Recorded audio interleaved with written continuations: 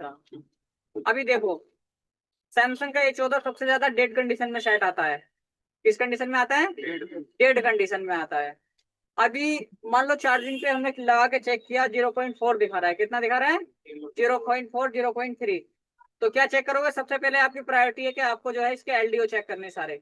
LDO क्या होता है? एक तो होता है लो एलडीओ, एक होता है हाई एलडीओ।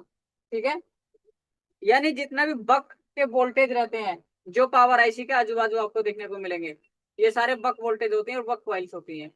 ठीक है, अगर यहाँ कहीं आपको शॉर्टिंग मिलेगा किसी भी कॉइल पे, ठीक है, तो क्या करोगे? उस लाइन की शॉर्टिंग निकालोगे। बात समझ आ रही है? शॉर्टिंग निकालने का तरीका आपको मालूम है? ठीक है, ब्लैक प्रोब को आपको जो है हाथ में लेना है और रेड वाली को ग्राउंड कर लेना है कहीं भी, और दोनों साइड बजर मोड पर चेक करते चले जाओगे। जिस साइड भी आपको बीप मिलेगा समझ लो वो सिरा सही है, और एक साइड आपको मिलेगा जीआर। और अगर दोनों साइड बीप मिलता है तो आपका कैपेसिटर खराब है या फिर वो लाइन खराब है। ठीक है, तो उस लाइन का आप सबसे पहले शॉर्टिंग निकालोगे। अब शॉर्टिंग निकालने का तरीका क्या है जी? तो जैसे इस मदरबोर्ड का पूरा टीना उतरे हुए हैं, हटे हैं ना, सारे टीने कटे हुए हैं ना, तो आपको क्या करना है? सारे टीने काट लेने होंगे।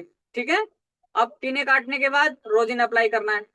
रोजिन अप्लाई करने का तरीका भी आप लोगों को मालूम है। ठीक है, रोजिन अप्लाई करना है। रोजिन अप्लाई करने के बाद क्या करोगे? बैटरी लगाओगे और चार्जिंग लगाओगे उसके अंदर। ठीक है, अब जहां से भी तुम्हारा रोजिन मेल्ट होता है समझ लो उसी कैपेसिटर या उसी आईसी या उसी जगह का कहीं ना कहीं फॉल्ट है। बात समझ आ रही है? क्योंकि वो हीट होगा, हीट होगा तो तुम्हारा रोजिन पिघलेगा। अब ये तो होगी तुम्हारी चेकिंग की कंडीशन। अब मान लो तुम्हारा कहीं से भी रोजिन नहीं पिघलता है और चार्जिंग पे लगाने पर आपको 0.5 या 0.4 दिखा रहा है। हाँ, तो क्या प्रॉब्लम है? तो या तो तुम्हारी चार्जिंग आईसी खराब है, ठीक है, या तो तुम्हारी चार्जिंग आईसी खराब है, या फिर तुम्हारा सीपीयू और एमएमसी के बीच का कॉम्बिनेशन कटा हुआ है। अभी इस मदरबोर्ड के अंदर सबसे ज्यादा फॉल्ट जो आने वाला है वो आता है डेड मोड में। डेड आता है शायद, तो क्यों आता है? सीपीयू और यूएफएस दोनों के बीच का कॉम्बिनेशन कट जाने के कारण ये प्रॉब्लम आता है। तो जैसे अगर आप प्रैक्टिकली कभी देखोगे, अभी देखोगे इसके बाद, लेकिन अभी पहले हम इस फॉल्ट को समझ ले रहे हैं अच्छे से।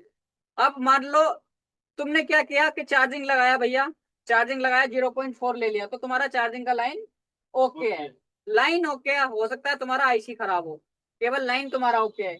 ठीक है, लेकिन अपनी संतुष्टि के लिए फिर भी आप यहाँ पर सारे वोल्टेजेस चेक करोगे कि आपका बीपीएच पावर बना कि नहीं बना, और ये तुम्हारा बैटरी का वोल्टेज आ रहा है कि नहीं आ रहा है, पी बस का लाइन यहाँ पर है कि नहीं है, और ये बैटरी का वोल्टेज तुम्हारा है कि नहीं है। अगर सारे वोल्टेजेस तुम्हारे ओके हैं, बीपीएच पावर तुम्हारा ओके बन रहा है, तो फिर क्या फॉल्ट है? अभी मुझे अगर इसमें कोई बता सकता है कि बूट कैप कौन सा है? बूट कैप बता सकता है इसमें कोई जल्दी से एकदम? कौन सा? ये ये ये इधर वाला ये ये बोल्ट, ये कैप तुम्हारा बूट कैप ये वाला है। ठीक है, हमेशा याद रखो। अभी हमने कैसे पहचाना? तो देखो अगर तुम नजर डालो तो यहाँ पर इस फोटो के अंदर, तो देखो ये वाला सिरा तीनों ग्राउंड होते हैं। ठीक है, जहां दो तीन लगे हुए, जहां डायोड लगा है जिधर की साइड में, तो उधर तो बूट कैप हो नहीं सकता तुम्हारा। ठीक है, अब दूसरे सिरे में एक ही लगा है, केवल सिंगल एक साइड में, और यहाँ बीपीएच पावर की कॉइल लगी है आपकी। तो बीपीएच पावर की कॉइल में जो बराबर में जो छोटा कैप होगा तुम्हारा वो बूट कैप होगा। हमेशा याद रखो, बूट कैप हमेशा छोटे साइज में रहेगा। अभी मुझे बताओ इधर कितना वोल्टेज मिलना चाहिए बीपीएच पावर का? 3.5 से 4 के आसपास। ठीक है, अब चलो तो दूसरी साइड में कितना मिलेगा? 8 वोल्ट बूट कैप पे। हाँ जी, इधर आपको 8 वोल्ट मिलना चाहिए, 7, 6.5 से और 8 के बीच मिलना चाहिए।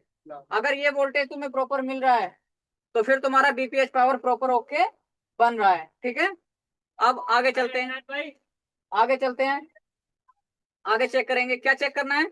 तो अब हो सकता है कि हमारा 0.5 वोल्टेज इसके अंदर जब ले रहा है, एम्पियर बता रहा है, 0.5 एम्पियर दिखा रहा है हमारा।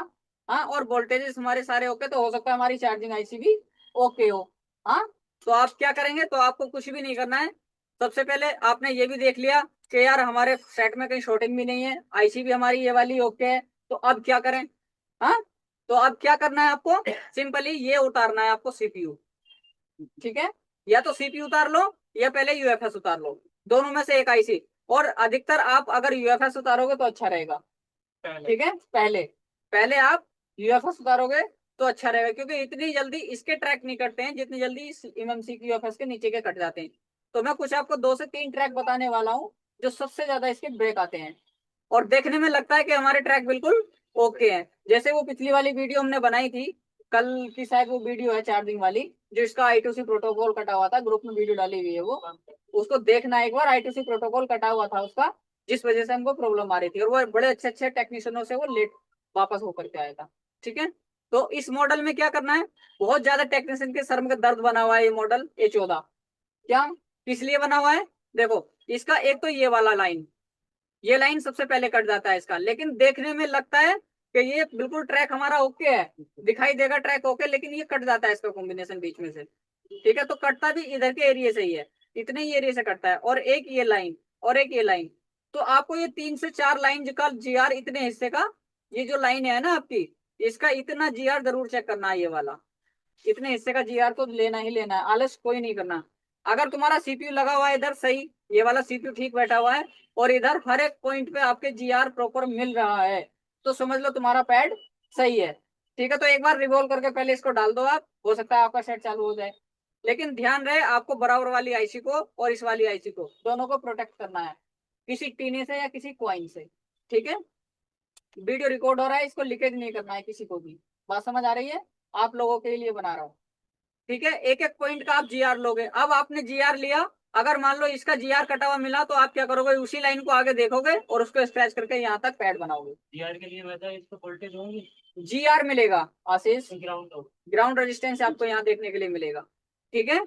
अब आपका मान लीजिए ये वाला पैड भी ओके है तुम्हारा, और ये फिर भी नहीं ऑन हो रहा है, तो क्या करोगे, अगर जीआर आपको प्रॉपर मिल रहा है सेट, और यूएफएस आपने रिवॉल्व करके डाल दिया इसके अंदर, हाँ, तो क्या करोगे, इस आईसी को भी उठा लोगे। अब इसको लगाने नहीं दोगे और इसको उठा लोगे, ठीक है। और जितनी भी इसके आजू बाजू में ये वाली लाइनें आ रही हैं, ये जितनी भी लाइनें आ रही हैं, इसको उतारने के बाद, क्लीन करने के बाद में इन सब लाइनों का आपको पैड वैल्यू आपको चेक करना होगा। सबका जीआर इस पे लिखा हुआ है, और सबका जीआर आप चेक करोगे। बात समझ आ रही है, अगर कनेक्टेड होगी तो यहाँ जीआर जरूर दिखाएगा।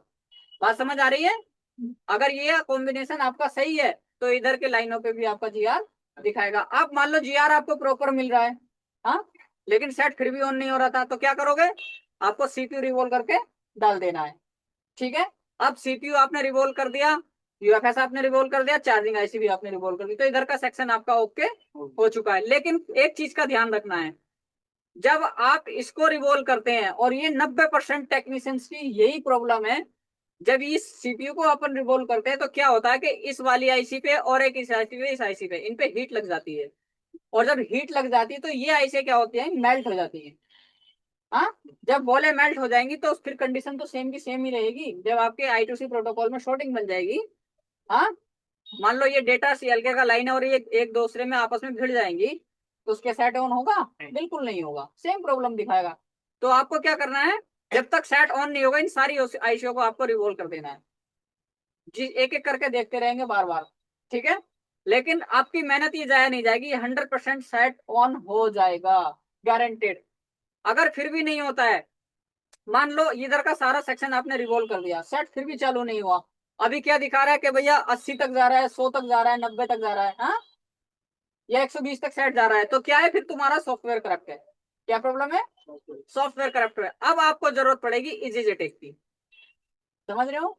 अब आपको, क्योंकि हार्डवेयर आप कंप्लीट कर चुके हैं इसका, ठीक है, आईसी पावर आईसी आपकी ओके है, कहीं शॉर्टिंग नहीं है, तो किस चीज की जरूरत पड़ेगी, इजीजेटेक की। अब क्यों पड़ेगी जरूरत इजीजेटेक की, तो भैया इसलिए पड़ेगी, इसके अंदर यूएफएस लगा हुआ है, और मान लो अगर यूएफआई की जरूरत पड़ती तो क्या होता, तो हो सकता है हमारा एमएमसी होता, है ना। अगर एमएमसी रहेगा तो अपन यूएफआई से करेंगे, और यूएफएस होगा तो इजीजेटेक से करेंगे। बात समझ आ रही है, ये 2 बॉक्स आपके पास होने कंपलसरी है, दोनों होने चाहिए, और दोनों का अपना अपना काम है। हाँ जी, हाँ, जेटेक से होता है, और एमएमसी यूएफआई से होती है, और जेटेक से आप एमएमसी भी कर सकते हो।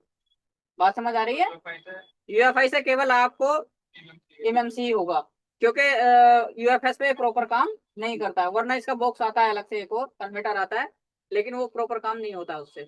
अभी फिलहाल जो बात चल रही है उसको सुनो आप लोग। तो आपको क्या करना है, ये यूएफएस आपको उठा लेना है दोबारा से और आपको डालना है अपने इजी जेटेक में। ठीक है। अब जैसे ही आपको इजी जेटेक में डालोगे उसको चेक करोगे, हाँ, तो वो क्या दिखाएगा, लोन पार्टीशन को, किसी न किसी लोन पार्टीशन को करप्ट दिखाएगा। अब जब मैं सॉफ्टवेयर का काम बताऊंगा आपको, जब उसकी क्लास लूंगा तब बताऊंगा यहाँ पे आगे की चीज। लेकिन सवाल ये उठता है कि आप इसको पहचानेंगे कैसे कि इस मॉडल के अंदर यूएफएस लगा है या एमएमसी लगी है। हाँ, सवाल तो यही है कि हमें कैसे पता लगेगा कि इसके अंदर यूएफएस है या एमएमसी है। हाँ, तो देखो, अपन जाएंगे सबसे पहले अपने क्रोम ब्राउजर में। अभी क्रोम ब्राउजर में अपन जाते हैं यहाँ, और यहाँ पर हम लिखते हैं सैमसंग, कौन सा मॉडल है ये, A14। तो A14 का मॉडल नंबर क्या है, SM ए 146B। करेंगे GSM अरेना। अब जैसे ही हमने GSM अरेना लिखा तो यहाँ लिखा हुआ आया सैमसंग A14 5G। ठीक है, तो इसको अपन खोल लेते हैं। अब जैसे ही ये वेबसाइट हमने खोली तो देखो क्या है इसके अंदर।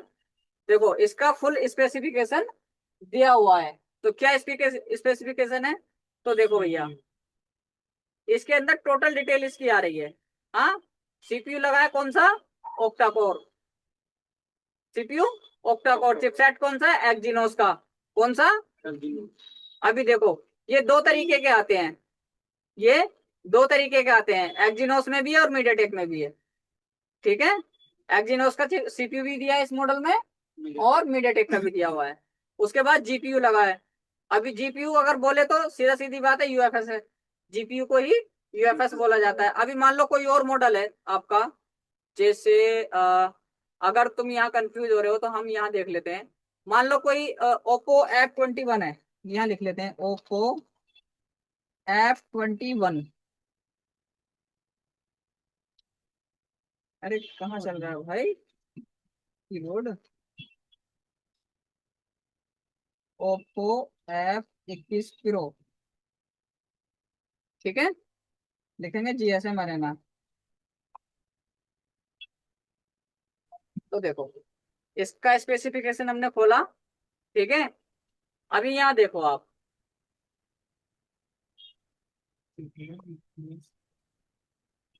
कलर मॉडल और इसके ऊपर होना चाहिए कहीं ना कहीं, ये देखो, देखो इंटरनल, इंटरनल 128 8 GB रैम है और इसका 128 GB स्टोरेज है। और क्या लगा है, यूएफएस है 2.2।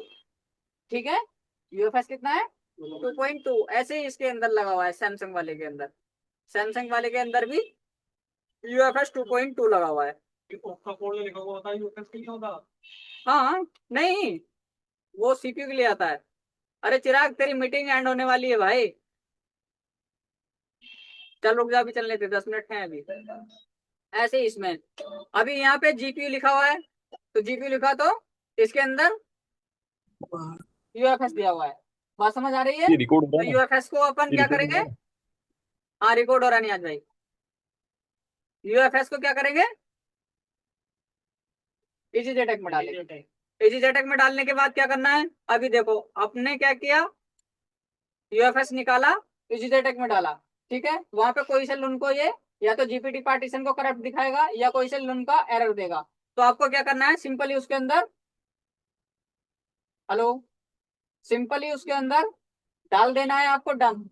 क्या डाल देना है, डंप। डंप डाला और सबसे पहले उसका राइट रीड करेंगे आप, सिक्योरिटी, सिक्योरिटी रीड करेंगे। सिक्योरिटी रीड करने के बाद में रखेंगे उसको और उसके बाद डंप डालेंगे। डंप डालने के बाद सिक्योरिटी डालेंगे। ठीक है, और सिक्योरिटी डालने के बाद में उसे फ्लैश कर देंगे ओडिन से। बात समझ आ रही है। अभी ओडिन क्या वाला का नाम है वो सब बाद में बताऊंगा, लेकिन अभी फिलहाल के लिए आज की क्लास में आपको मैंने ये बताया कि आपको बिल्कुल जीरो से लेकर जेड तक किस तरीके से जाना है। वीडियो आपको इसलिए बना के दे रहा हूँ ताकि आपको पास